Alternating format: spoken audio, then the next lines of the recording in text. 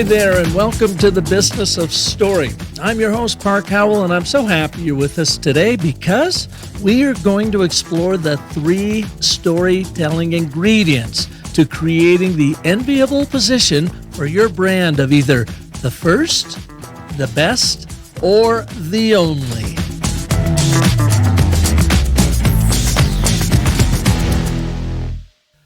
Let's jump into the Wayback Machine, and I'm going to take you back to the early 1990s. I'm guessing this is 91 or 92, like 35 years ago. You see, I was a struggling copywriter for a small Phoenix ad agency. Michelle and I had a young family of 2 kids with a third one on the way. I think I was making about $35,000 a year. I know, it's like nothing.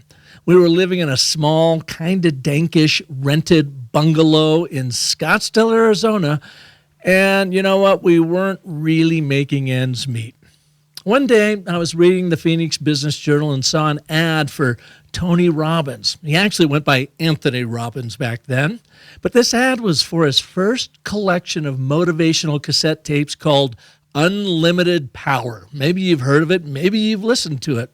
It included 6 audio tapes, and I'm talking about the little TDK cassette tapes, and a price tag of about $40.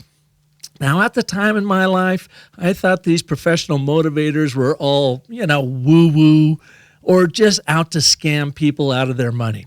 There was no way I was going to waste my hard-earned money on that BS. I thought to myself, well, until I did. Look, I didn't even have an extra $40, so this was a major leap. I weighed my options. What was the risk of investing $40 on Unlimited Power, and what was the cost if I did nothing? Well, the main risk of saying yes to buying Anthony Robbins was my fear of being a fool, to be suckered into investing into what was fairly new in the early 1990s, motivational speakers and their programs. The cost, I thought to myself, of saying no would be that I would remain in status quo with a struggling advertising career. You know that old saying, if you always do what you've always done, you always get what you've always gotten. Now, I don't know if that came from Henry Ford, someone else, or maybe even Tony Robbins himself, but it made a lot of sense to me, so I bought the tapes. I wore them out listening to them, like 1,000 times. And to this day, nearly 35 years later, I can tell you his motivational wisdom around positive thinking remains with me. That's why I thought it'd be fun to explore this idea of how smart brands help their customers understand the risks of saying yes to their offering and the costs of saying no by doing nothing. And we have an amazing brand storyteller with us today who will walk us through it all. There's also a risk for saying yes. The risk can be a time risk, a money risk, an implementation risk. Sometimes it's ego. There's an ego risk because some people don't want to make a bad decision in having their organization make a change. If you, as the owner of this product or service, if you really understand what those risks are and you address them, you have a way to resolve those for them being your prospects or clients, then it's about solving the risk of yes, and then it's about moving on to what are the costs for saying no. Isabelle Mercier is the co-founder and CEO of LeadZone Strategies and one of the most inspirational branding, marketing, and customer experience keynote speakers in the world. Isabelle is a no-nonsense dynamo born to catapult passionate entrepreneurs and thought leaders to build businesses and brands designed to make life better. It's just that simple. As one of North America's top business influencers, best-selling author, 2-time TEDx speaker with over 3.5 million views, and online TV show host, Isabelle brings 30 years of branding, marketing, and customer experience expertise. She has helped thousands of business owners, thought leaders, as well as some influential and iconic brands like A&W, Roby's Footwear, Earl's Restaurants, IMAX Corporation, and HSBC Investments, just to name a few. Isabelle teaches how to grow businesses and brands that are designed to make life better and thrive in any economy by becoming and remaining the first, the best, or the only. You'll learn 3 ingredients to position your brand as the first, best, or the only. The one thing Isabelle learned at 9 years old that has shaped her career: creating brand love from the inside out by design, not by default. And the pros, cons, trade-offs, and risks of saying yes and costs of saying no. All that more on this special edition of the Business of Story with Isabelle Mercier. Hey, Isabelle, welcome to the show. Hey, I'm happy to be here. That was quick. We're on Riverside FM. And that was quick. We were doing the whole countdown thing there, and I'm like, oh my God, we're on. So, wow, it's so great to have you on the show. We got to meet about a month ago in Whistler, British Columbia, your beautiful neck of the woods, which I learned, by the way, you don't call the Pacific Northwest. When you're in Canada, you call it the Pacific Southwest. I've made that mistake before. Right. And you and I were both speaking at the Ace Tech Leadership event, and it was just so much fun meeting you and your partner in crime, business, and others, Margarita. And Michelle was with me on this trip. She doesn't often go with me on these, but when you get to go to Whistler versus Cleveland, she raises her hand and says, "Yeah, I think I'll join you with this." So we got along famously, you and I, talking about branding, and you have such a unique approach and powerful approach to developing a brand narrative that really, really works, that I'm so glad you found the time to be on the show here. Happy to be here. And it was a blast meeting you in Whistler. Honestly, one of the highlights. Well, thank you so much. And to get a little bit of context around this, you'll have to do a better job than I'm going to butcher it right now, a branding program out there on Vancouver Island where your customers come to you and spend several days with you and Margarita and your team in developing their brand story. Can you give our viewers, listeners, a little bit of background on what that is? Yeah, totally. It's called Trailblazers. So we have a beautiful 6-acre property, large retreat center, where literally we like when our clients are taken out of their natural habitat, as we say it. They're thinking better as they're outside of their natural habitat. But the goal is to look under the hood of their business, look under the hood of their key messaging, their key positioning, whether it be for their overall brand. Sometimes it's for a product or a service. Sometimes it's for a whole new division to a business, but ultimately bringing a ton of clarity around what the brand stands for, why should ideal clients, how they should find you, but why they should choose you regardless of price. So I have a whole concept and a whole process around how to be the first, the best, or the only. And we do that with horses here. We have a herd of horses as well.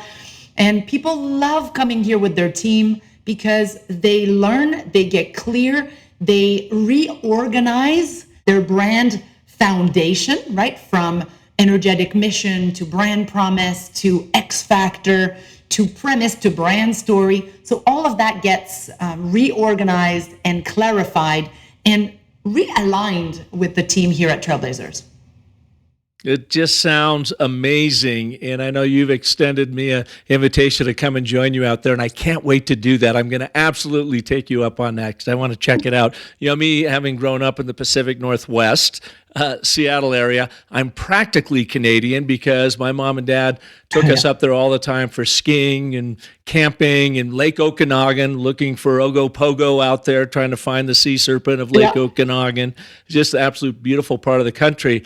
Now, at the Ace Tech Leadership Summit, I spoke on day 2, you spoke on day 3, and I was unfortunately not able to stay around and listen to your presentation because Michelle and I did have to head back down to Seattle. But you had something kind of interesting happen at that event. Interesting is an interesting way of putting it. Yeah, you know, it did not go well for me at all. I did not feel well. As soon as I started, I started and it was great at the very beginning. And then something in my head happened, something physical. Like I started feeling a bubble in the back of my head. I started feeling pressure. Then I started being deconcentrated, right? It's like, oh, I'm trying to manage what's happening with me at the same time as delivering my talk, which is a very powerful talk, actually. It's a talk that business owners should know. It's a subject that is so vital for business. And so I was really looking forward to delivering my content, really looking forward to sharing. And so, yeah, and then I would say 15 minutes into it, I started having to really manage what was going on with me. I started seeing red and I started seeing yellow. I started hearing bizarrely. And then I started speaking gibberish. And I thought, okay, I got to stop.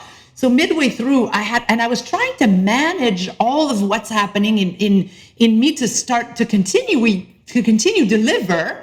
But eventually I just couldn't. I was like, oh my God, what is happening here? And so I had to stop midway through or just before midway through. And I did not feel well at all. I was seeing all different kinds of colors. I had a big pressure bubble in the back of my head. I honestly thought I was having a stroke. I'm like, what is going on? Anyways, ASTEC, the organizers, the team, I mean, they were just amazing. I felt so bad. It's crummy when you can't deliver what you're there to deliver. I mean, obviously people understand when someone's not doing well, but I've been there 4 days. Out of 4 days, this happens in the middle of that hour. Like, I'm like, come on, universe. Like, what are you trying to tell me here? Yeah. I mean, did the audience know? Did they see what was going on? And I asked that because you and I and Michelle had a quick little bite to eat before we left and before you went on. And you seemed obviously just fine. You were ready to go. You were enthusiastic. You were pumped. And then this happened. Did the audience go, oh my God, did they watch a meltdown or what happened? Yeah, they did. They watched a meltdown. Exactly. I mean, it was just not fun. So Margarita was there, my partner. And so Margarita could tell. She could tell because she knows my presentation. She knows me in my delivery style. So she could tell that there was something going on that I was trying to manage. But eventually I literally said, I'm sorry, I have to stop. I don't know what's happening here. I'm seeing yellow and I'm speaking gibberish. And Margarita, the organizer, they went to Margarita going, should we stop the event? Margarita was like, Isabelle will tell us. She's very direct. She'll tell us, And I couldn't even speak at that point anymore. I was standing there. So Eric, one of the members, one of the attendees, used to be a first responder. Mm-hmm. And so he came to me right away. He sat me down. I have to say, I don't remember a lot of what happened next, but I know that I came out of there on a gurney through an ambulance to go to the hospital. They've done a bunch of tests and I am now awaiting to see a neurologist. But since then, I've had a lot of migraines, a lot of difficulty with what's going on in my head. But this week, as of last week, this week, I'm feeling much better, thank goodness. But I've made some changes in my life. I've tweaked a few things project-wise and project load-wise to accommodate for me and to get better. But it's not pleasant. I hate either disappointing or not delivering what I was meant to deliver, and delivering whether it's a talk or a deliverable or anything. I'm a very responsible, accountable human being. So that was a big glitch for me to not be able to deliver what I went there to deliver. Yes, but your health comes first. And it could be any number of things, right? And we're really anxiously awaiting to hear, but you look great now, and it sounds like you're doing much, much better. And I know when I sent you a note like the week after, not having known what went down, I just said, hey, how did it all go? And she goes, well, you said, well, I was memorable. And then you downloaded the whole thing. So anyways, I'm glad to see you're back on your feet and things are going well. And I guess maybe I'm going to make an assumption here because you had told us a little bit about your upbringing and your mom and dad and how they really built an audacious, resilient individual in you, and it is those personality characteristics or traits that, to me anyways, it appears you bring to your brand development work. So let's explore that a little bit, because we're seeing this audaciousness and this resiliency in action right now with you on the show. Yeah, you know what? It's a couple of things I'd like to say about that. One is I'm a dyslexic human being. So as growing up 30, 40, well, I'm 51 now, but 45, 40, whatever years ago, dyslexia wasn't as known as it is today. And I remember talking about audaciousness and audacity.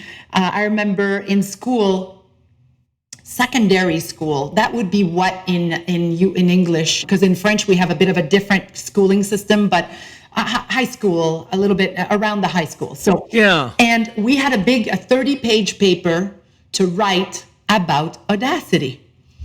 And I thought, I can't write a 30-page paper. I can't even read a paragraph properly. It's just, I can't do that. So I thought, I'm going to be audacious. I'm actually going to be creative here. And so I created a 30-page document. First page said, audacity is ... I numbered 30 blank pages. And at the very last page, I wrote ... this. Audacity is this. And I handed out my paper, blank paper, to my teacher, of course. And so now we had a couple of weeks to do this. And so for me, I decided that fairly soon. I had basically 3 days and I had been done, but I was agonizing about that a bit, because you're like, ooh, I want this to go well for me, Anyways, 2 days before it's due, the teacher reminds us that it's the grade for this paper is worth the whole semester. And I thought, oh my goodness, what have I done? If I can't write a 30-page paper in 2 weeks, I can't do it in 2 nights, So I was panicking there. I was panicking, Park, like nobody's business. I went to see my mom and I told her what I did, because I didn't tell her before what I did, right? I was like, let's do this and hope for the best.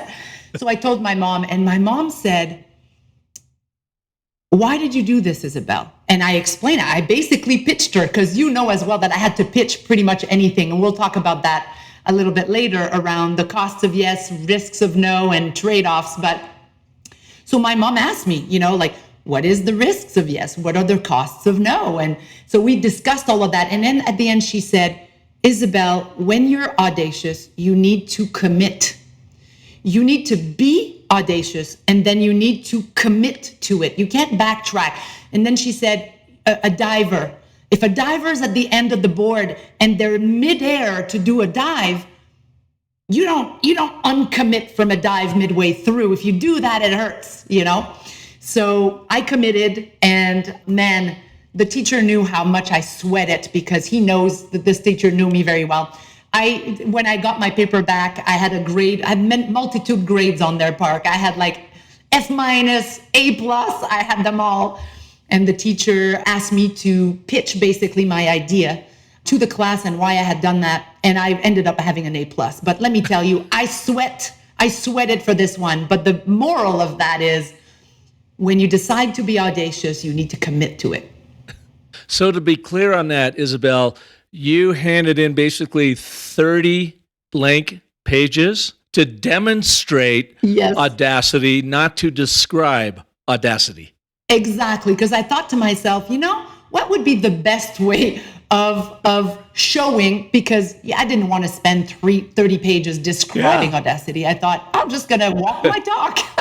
I love that. So let's go to this point. I mean, you didn't just dream this up. I mean, it came to you. So it's sort of innate, this audacious type of thinking, and being neurodiverse, as I learned that dyslexics are. As you know, I had Gregory Shepard on the show a couple weeks ago, and he also we met at Ace Tech, and he is an amazing startup founder. But boy, dyslexia, autism, synesthesia. He said he had 6 or 7 different diagnoses about how his brain works differently than others. And his point is, amazing. It's not a negative, it's a superpower because he and people like him, like yourself, get to see the world differently than the rest of us. But so often, what? Society wants to tamp down and say, oh, you're dyslexic, you poor thing.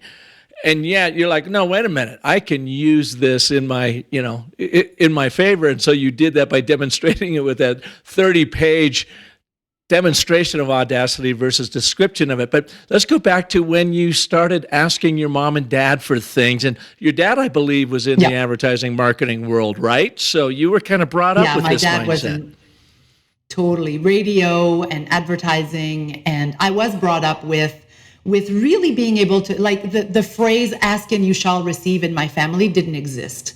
It was smartly pitch and you might be considered. And so anything so everything I wanted, was a Shark Tank thing for you, huh? You had to go in. Totally.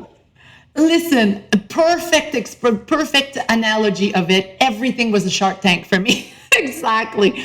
Yeah, I had to, anything that I wanted or didn't want, or I had to think about because in every decision, there's always risks for saying yes. There's always costs for saying no. And there are always trade-offs. There's trade-offs in everything we decide. Even if it's a good decision, there are trade-offs. I traded off a lot of freedom to go from a 700 square foot condo to a 6 acre, 5,000+ square foot retreat center. As amazing as this was, I traded off a lot of freedom for it, right? So in every great decision, there's risks of yes, costs of no, and trade-offs. So even like as an example, at some point I wanted to not swim anymore. I hated swimming, but I wanted to actually dance. So I wanted to literally shift from going from swimming to dance. So swimming lesson had a certain amount of lessons a week, and then it cost a certain way. And so when I proposed to switch, I was forced just because I learned how to pitch things to my parents. What was important to them was my level of happiness, of course, but what was important to them is time, energy, and money. So if I could answer their objection of time, energy, and money, and answer those objections in my pitch, I would most likely get a hell yes. But if I got that's interesting, we'll think about it, I knew that I did not hit the points. Give us an example where you got a hell yes from him in your early days when you're like, oh, I get how this works. Yes, and this was a great example. Actually, is for real. Is I did not want to do skating or swimming anymore. I literally wanted to dance, and so I thought, okay, what's important for my mom? Time, energy, and money. So the new class was 3 times more classes, but that's what I wanted. So I thought, how am I going to, I'm not going to get them taxiing me 3 times the time. That's not going to fly, So I asked a friend of mine if her mom brought her to class all the time. She said, yes. So I said, can I hitch a ride with you? So when I did the pitch, so there was the hitching a ride. The other part was, it was twice the money. And so I thought, I'm going to go get a couple of new babysitting clients, one being my brother. So I actually, in that deal, got my parents to pay me where they didn't pay me before, to pay me for babysitting. So I literally went, okay, it's twice the amount. So I'm going to pay the difference. I already have 3 new gigs for babysitting, one being my brother. And then the other one, the other part was my level of happiness, because I wasn't happy in swimming. And so when I did my pitch, it was basically your and, but, therefore, because it was like, here's the situation, and I got her mother to taxi me, and there was a discrepancy in money. I'm going to pay the difference. Therefore, there is no downside for you, all upside for me. In fact, there's an upside for them and an upside for me. And so they both looked at each other and went, hell yes. So let's remove one of your ands and put in a but. I can't help but coach on this sort of thing. Here's what you do, and it's important to you because of this, but it's going to cost more money and take a bit more time. Therefore, I am upping my babysitting, including you're going to start paying me for my snotty-nosed little brother, and I've got a ride with a friend so you don't have to worry about it. Therefore, sign on the dotted line, Mom and Dad, right? Yeah, and they were thrilled because I wasn't always willing to babysit my brother. And so, but now making it part of the deal, they could utilize me. So everybody won. They won a babysitter. Now I won a pay for that babysitting job at the same time. And they didn't need to spend any more. And they went from taxing me once a week to 0 times a week. I mean, it was a win, win, win, win, win. Yeah.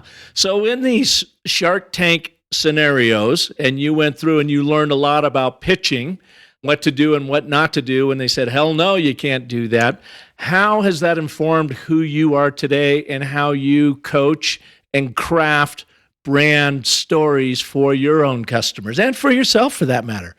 Totally. Yeah. I mean, it's been pivotal for me for sure. And it's all about, and you know this obviously, because this is what you do as well.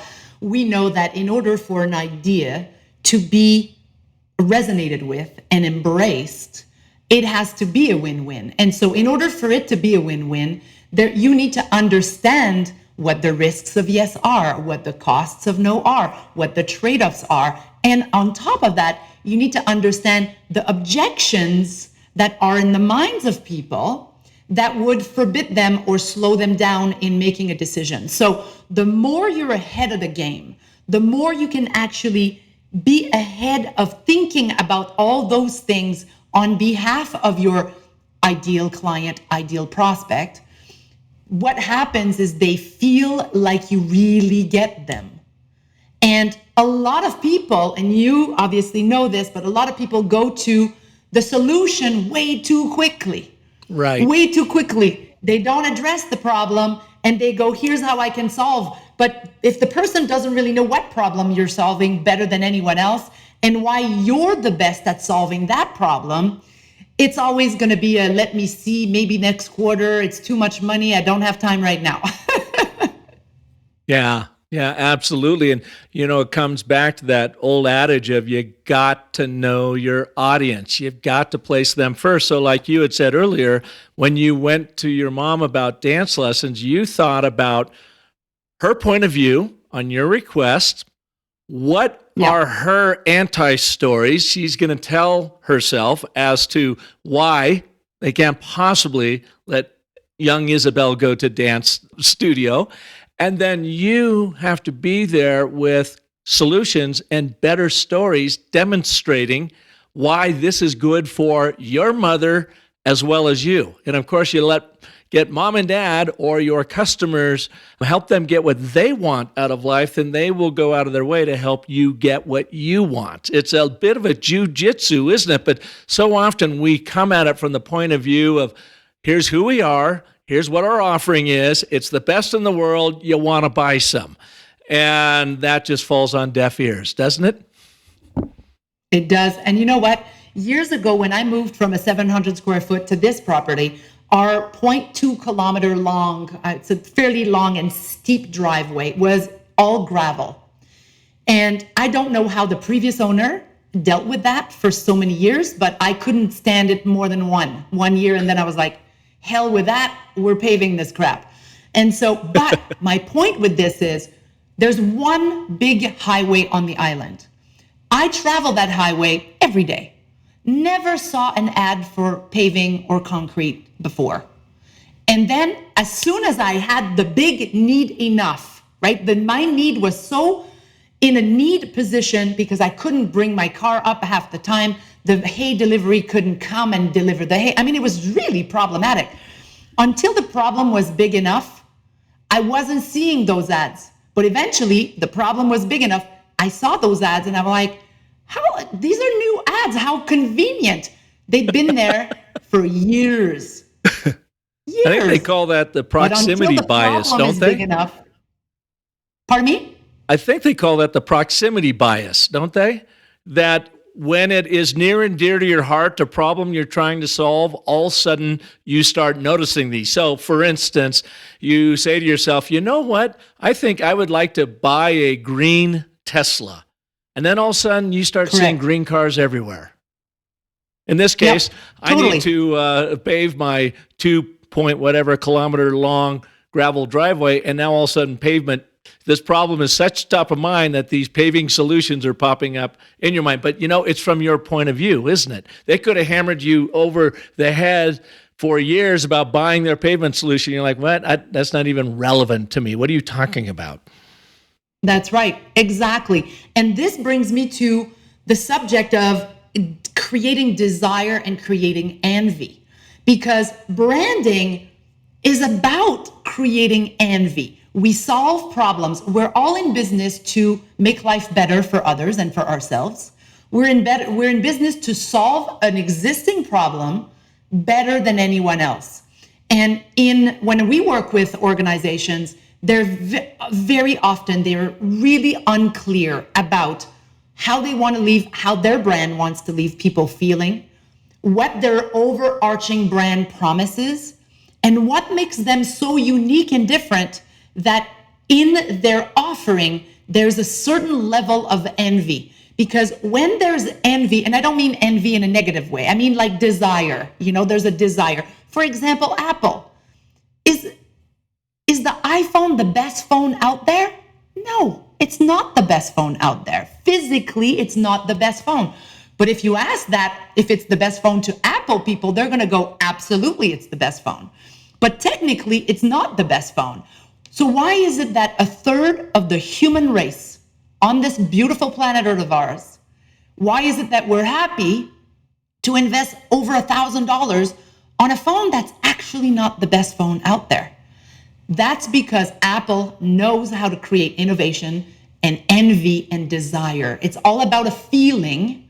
Stories are about feeling and emotions. Branding is about feelings and emotions. At the end of the day, a company does not buy a product. It's the human being in the company that buys a product or a service. So it's got to resonate, and there's got to be a certain level of resonance, a certain level of envy created, and a level of desire to fulfill an opportunity or desire to fix a problem. But if the desire is not big enough for either of those things, you better have some pretty magical stories and pretty magical ingredients to make that fly.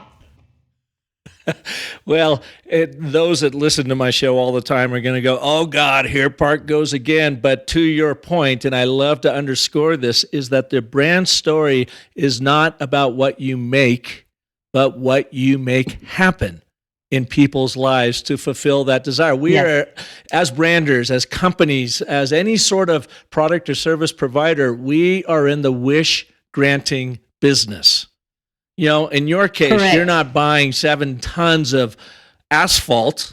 You're buying ease to get in and out of your beautiful property up there, and for your customers and clients to easily get in and out, to have access to it, right? Yep. That iPhone, I've got one right here. And at the end of the show, I'm going to ask you, what is the best phone? Don't tell us now. But I've got that phone, I've got that iPhone. It drives me crazy from time to time, but it also fulfills a wish in me of, I'm a big believer in think different, be a bit iconoclastic. I've bought into it, hook, line, and sinker, what Apple is all about, and I really do love their products, So I'm right there alongside everybody, but they're selling to emotion, and then we simply justify that emotional purchase with our logic and reason-driven brain. But, and you had mentioned a little bit earlier, in B2B marketing, so often it's such a misnomer. It's not a business selling to a business. It's a human being selling to a human being. And so I say, your B2B communications does not have to be blah to blah or boring to boredom. It is about connecting with that human element. I want to go back a little bit too, Kid, and then I want to really dive into these 3 ingredients that you had talked about. The last thing before we jump into that I want to cover is I really, really love your framing of the risk of saying yes, the cost of saying no and the trade-offs that happen when you decide to muster the courage to venture outside of status quo. We have three negatives, actually then followed by positives. Now, are you primarily playing to that negativity biased brain in all of us that we, whenever confronted with a change and whenever we're selling anything, we're asking our audience to change, right? To take a flyer, take a risk with us, buy into this fictional story of how tomorrow's going to be better for you. And then we, as the storytellers, absolutely positively have to deliver on those promises we make in those stories so we can turn that fictional story that they're buying into reality, into factual reality. So are you absolutely playing off of that negativity biased brain when you talk about the risk of yes, the cost of no, and embracing the trade-offs of change?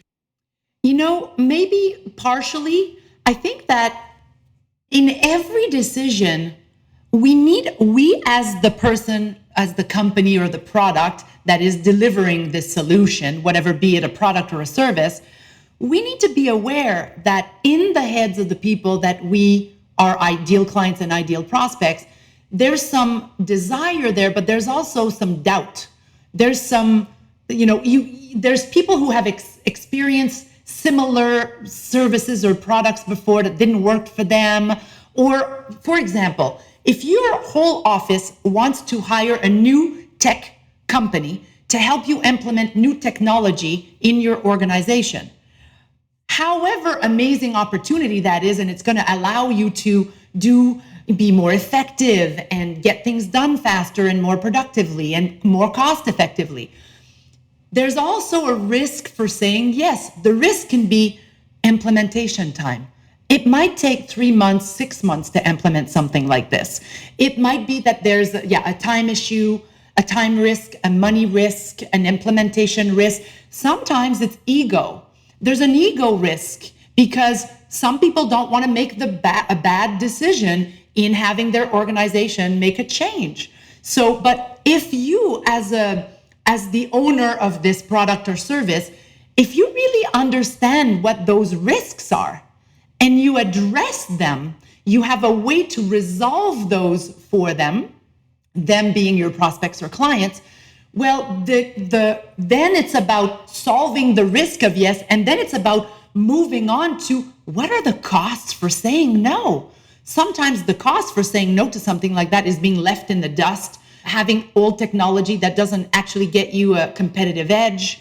It might be that your human force is actually doing too many things that could be done by technology much faster, much more cost effective. So when you address the risks, the doubts for saying yes, and the potential challenge for saying yes, and you also have a very great list of all the costs for saying no, when your costs for saying no outweigh the risks of saying yes, and you address the risk of saying yes, you get that it's an unequivocal yes. Mm-hmm. Right? Have you, Isabelle, ever heard of the J curve created by Jerry Jellison?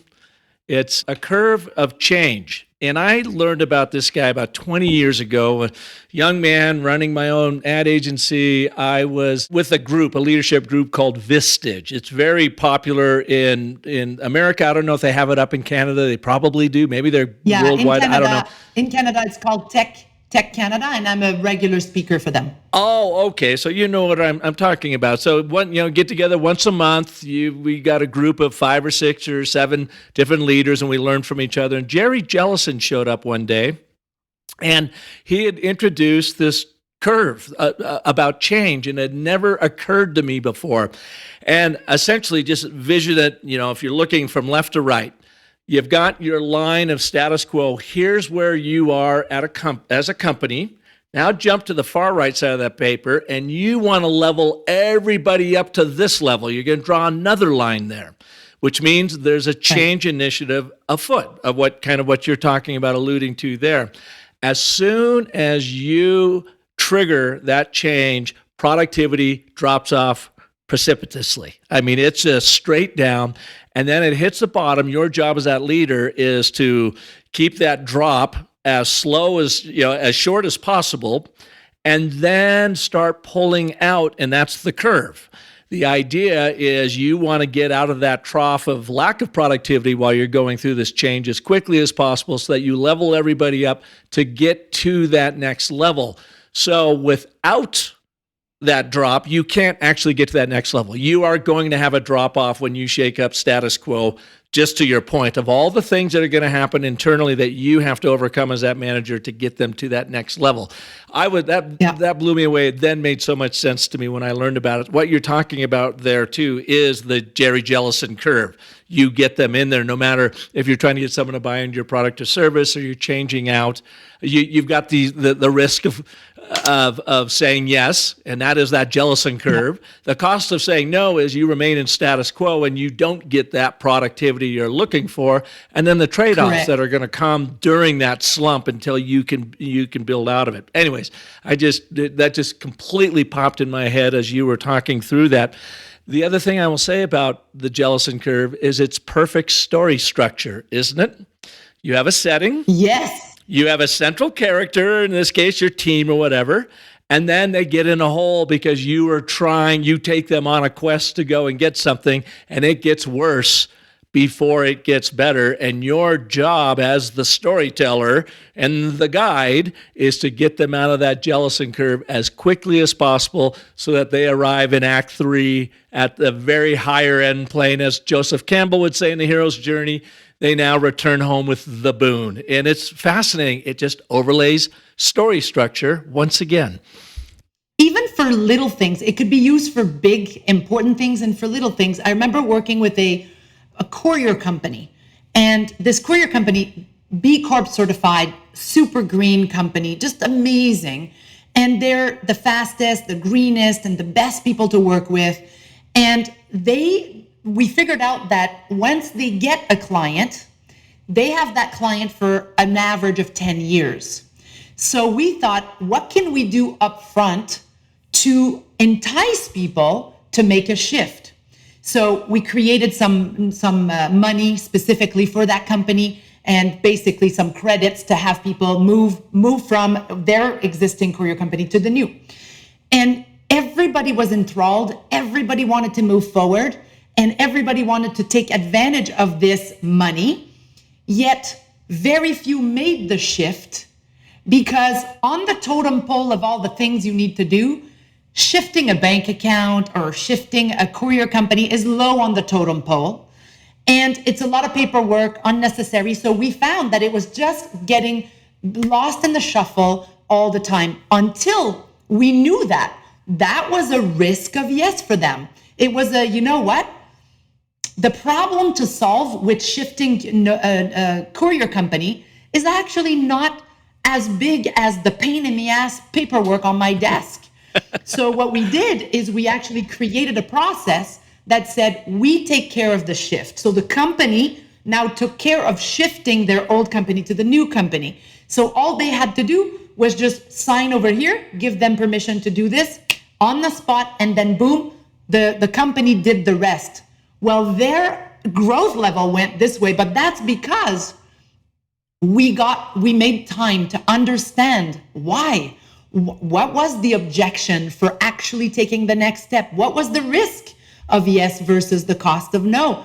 And literally we shifted that. And that was small little thing that could have been solved before, but that no one in there took the time to really understand why people weren't going to the last mile, So you are basically flattening out the Jellison curve for them. You know that that's a major pain in the ass for them. They don't want to deal with it. They say, let us take that on. That's right. Exactly. Yeah. So the more you know about what could be an objection for moving forward, no matter how big, no matter how small, and the more you can solve or at least address to let people know that you do get it, you understand, and you have ways to either mitigate, reduce, or completely mitigate this thing. And then when your list of cost of no is compelling and juicy, you can't lose.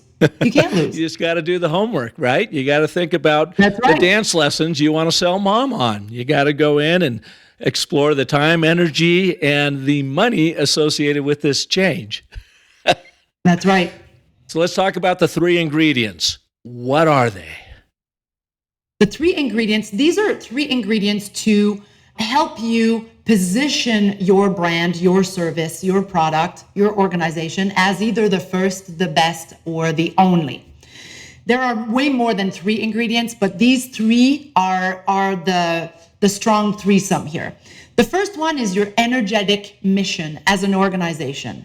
And I'm not talking about a mission statement. A mission statement is a bit of a swear word at LeadZone. Mission statements don't get absorbed or connected with by most of your team members. I'm talking about the energy behind what you do. It's only 1 or 2 words, super simple, that your whole team can get behind. And it's about whom you are being while you are doing.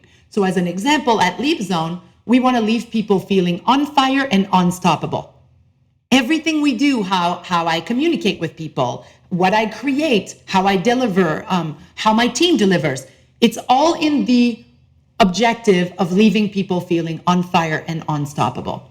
There's a UK company, an insurance company, I forget their name, but they have an insurance company. So the perception of insurance company is not the greatest and not the most helpful when disaster strikes. Their 2 words for energetic mission is to leave people feeling wowed and delighted. And so wowed and delighted mixed with insurance companies, a bit of an oxymoron, but let me tell you, they actually create ideal vacations for their clients when they need to, fix the basement of a flood or something like that. They send people on their ideal vacations while they rebuild or while they fix. Their growth has been phenomenal, and that's not a long, boring mission statement that is stakeholders related, that's going to create that kind of innovation, that kind of change. It's all by energy. So what's your energetic mission? What's the 1 or 2 words that are important for your brand to leave people feeling? And it's not about what you're able to do. It's not about you. It's about how you want to let them feeling. So that's 1 ingredient. Can I share mine with you since you just triggered it? Please. Yeah. It's a word. One of the words is absolutely, it's enchanted. And it's not one that I made up when I was presenting early on my Business of Story training. I had a senior leader in the Air Force, a 3-star general, come up to me, and I'm doing a bunch of training out in Washington, D.C. with them. And she said to me, she goes, "This is absolutely enchanting." And I went, "Enchanting, okay." Well, then I started hearing that from more and more people, and it's not a word that I would normally associate in business of being enchanted, but there is a magic to storytelling. And I say you got to understand the magic if you're going to cast the spell. So that enchantment is really my thing. And then the other one is maybe less exciting, but nails it on the head, and it's excitement. It's excited. I mean, people, when they learn this stuff, they get excited. They got like, I've got a new tool. This is so freaking enchanting and exciting. I can't wait to use it. So I think maybe those are my 2 words. That's perfect example of whatever you teach, how you teach it, your methodology. If someone else taught it for you, you would want them to leave people feeling enchanted and excited. Absolutely. So that's a great example, because sometimes people say, "Oh, I want to leave them feeling like they trust us." I'm like, well, that's about you, isn't it? Yeah. It can't be about you.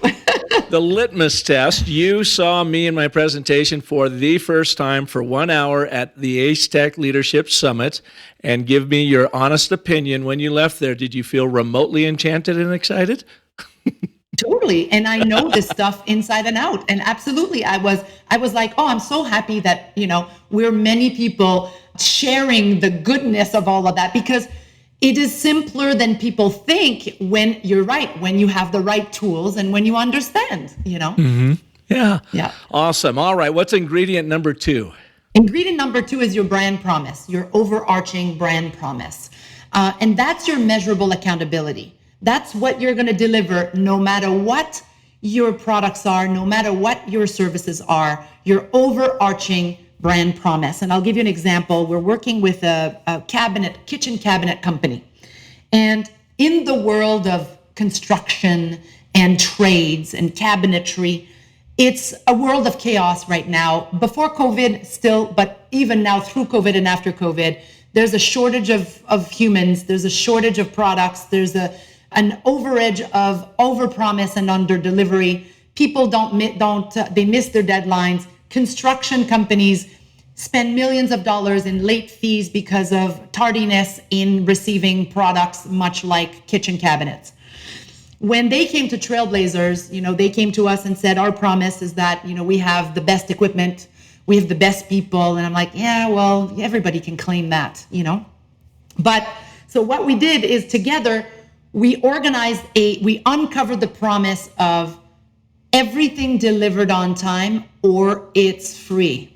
In the construction company, if you have two quotes side by side, Park, and you're a construction company, and one quote for kitchen cabinet is $500,000, and then another quote is $400,000, but the $500,000 guarantees you delivery on time, which one are you going to go with? Guaranteed, right? Certainty wins. So right.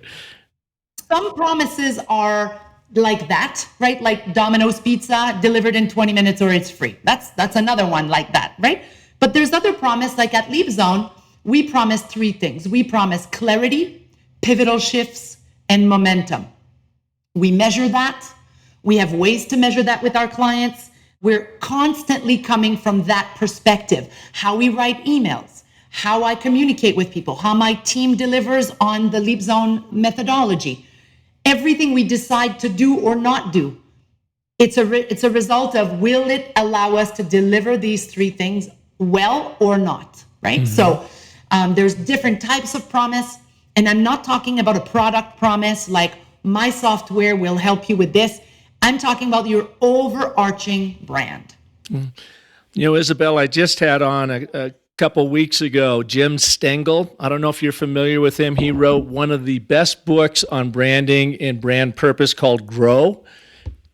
It came out, and I can't remember the subtitle. It's something, how to find your brand purpose and profits or whatever. Anyways, Jim was the global marketing officer for Procter & Gamble for many, many years, and he practiced what he preached, starting with Pampers baby diaper line.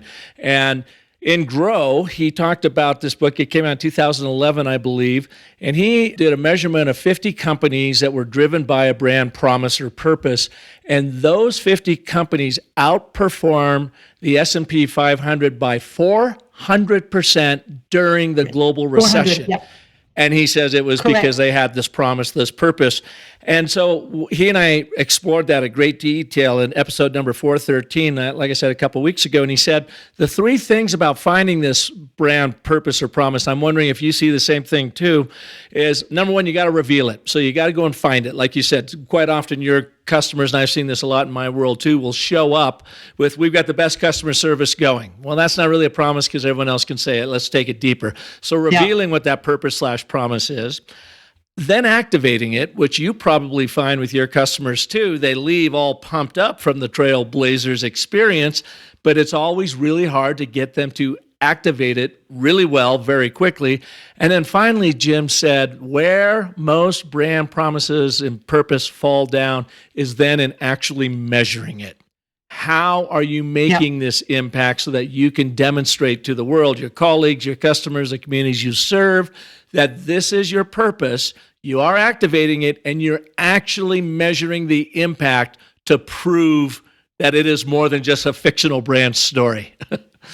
Absolutely. I'm 100%, 1,000% in agreement with that. And what makes us different in how we operate is in the activating it.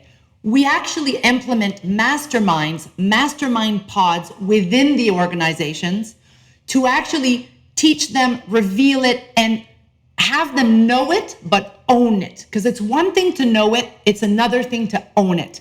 So we teach them how to activate and own it, and not only know it, but own it, and then start mentoring other people in the organization for the activation to go further than the mastermind groups.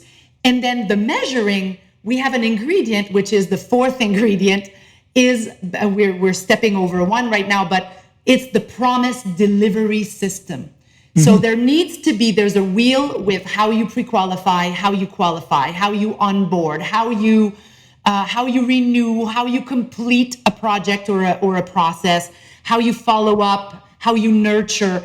All these things, all the touch points that you have within that wheel is part of the promise delivery system. So it's one thing to have a promise. It's another thing to activate it and measure it. It's another thing to actually deliver on it. How about that? You've already got us on fire and unstoppable by giving us an added value fourth ingredient. What is ingredient number three? Ingredient number three is your X factor. It's the tipping point, the uniqueness about you, what makes you very different, what makes you very unique. And X factors are a variety of different, sometimes it's like our X factor is that we're a branding, marketing, and coaching company. So when you work with us and when we look under the hood and we help you with whatever you're wanting to achieve, you don't have to go to a company, a coaching company, and then a marketing company, and then a branding company to help you with that. We are the one place that can actually, we know you, we've done the strategy with you, and we can actually push the things forward. So we have a process called the LeadZone trifecta of positioning, personality, performance. And then we have 8 key ingredients within that. That's what makes us different as an agency. Some companies are unique because of a particular software they use. I often talk about TFAL regarding that because TFAL didn't the non-stick pan, right? They didn't come out saying we're putting on the market yet another great non-stick pan. They actually invented technology called Teflon. And they went, you know what? Our methodology, our technology is ours. It's the best and it cannot be matched. So now you either know TFAL or you know Teflon. Either way, you're actually Rome is TFAL, right? So sometimes it's for those of you out there that are coaches or healers or people that have businesses that are intangible. It's services, coaching is intangible, right? It's tangible in the results, but it's not like people don't buy coaching, they buy the result of the coaching, right? So when something is a little hard to tangibilize, I'm inventing a word here, to make the intangible tangible, creating your own proprietary process, system, technology, naming that, giving that piece a life, that between two people, I'm the best coach out there, or I'm a coach with the ability of marketing and branding and brand positioning. And when you work with us, you go through the LeadZone trifecta process versus I'm a good coach, people say so. So the X factor is really, really important. And Park, I work with small mom and pop shops all the way to Fortune 500 companies. And rarely are they clear about their X factor. When the leadership team fills out my questionnaire, if there's 10 people on the leadership team, for example, there'll be 10 forms filled out with completely different information. Oh, that's always the way it is. And you had mentioned the ABT earlier. One of the best things a person can do to try to figure out where their team is on what they think of their brand story or their X factor or their promise is to sit down and have everybody write an ABT from their own perspective of what they believe their brand narrative is, or an ABT on what their promise is. And then you put them up on the board, right? And you start culling through them and understanding where people sit and where they view it. You find the trending, you find the disconnects or the gaps, so you can have a very productive conversation with a brand, with your team about this. And then, as you mentioned earlier, you get your team to help you co-create that brand story by helping you co-create first that and but therefore that becomes the cornerstone, the DNA of your overall brand narrative so that you can get everybody on the same page. So it doesn't surprise me at all that when they sit down in a Trailblazers program like you've got, you find them all coming with their own stories, very divergent stories. Very rarely are you going to find any 2 or 3 of the stories being the same in that group, but that's always the job, is to find what that singular narrative is. That's right. And then really being clear on what that X factor is, being very clear on that, what that promise is, how you want to leave people feeling, which is your energetic mission. And then you look for this kitchen cabinetry company.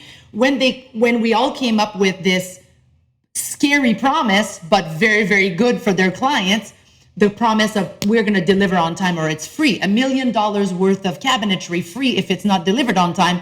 Let me tell you, they've added technology in their shop. They're elevating their people. They're creating more shifts. They're actually elevating their company to be able to deliver that, to differentiate themselves and to win more business.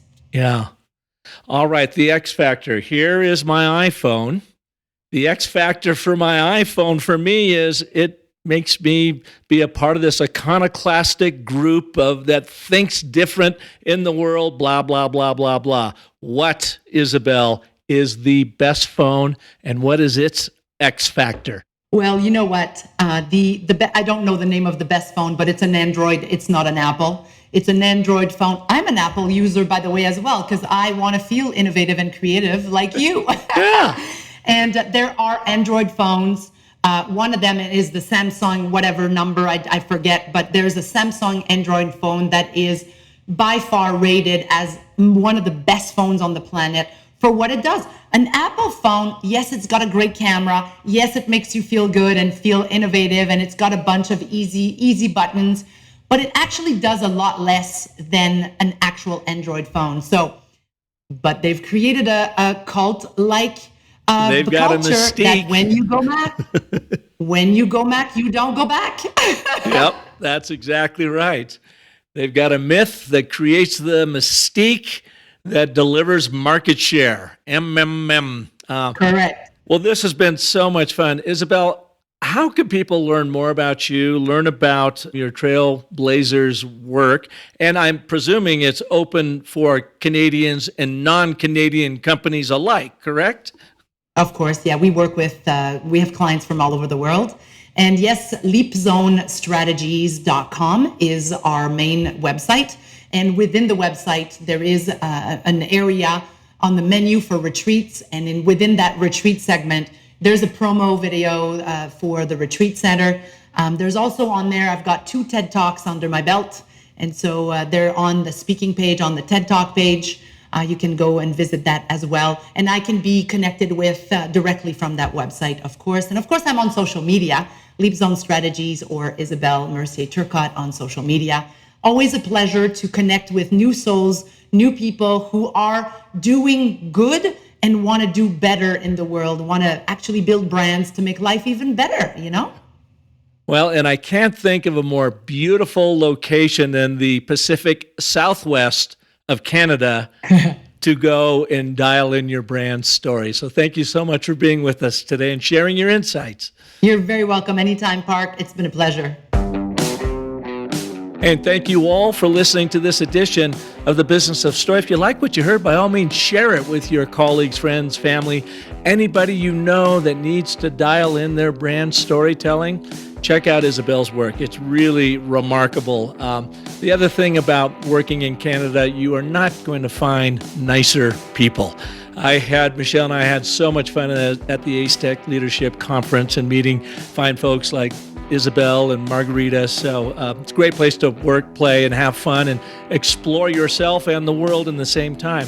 Hey, if I can be of service to you, come on over to the Business of Story. If you missed our ABTs of Business Communications Mastery course, don't worry, we will probably have another one come out in September. We had 25 people go through it, had an absolute blast, and helped them really refine their messaging across the board, whether it was a brand story that they were trying to dial in, down to 10xing their engagement on social media, getting their sales presentations focused so that they can convert more prospects quicker, even right down to being persuasive enough to get their kids to eat their peas at dinner time. they learned how to use the ABT, the and, but, therefore. You don't have to wait for the next course. Just check it out at businessofstory.com/ABT, and you can take our online course and go from there. At any rate, until next Monday, when we will have another amazing business storyteller right here for you like Isabelle, remember that the most potent story you'll ever tell is a story you tell yourself. So make that an excellent, epic one. Thanks so much for listening. Take care.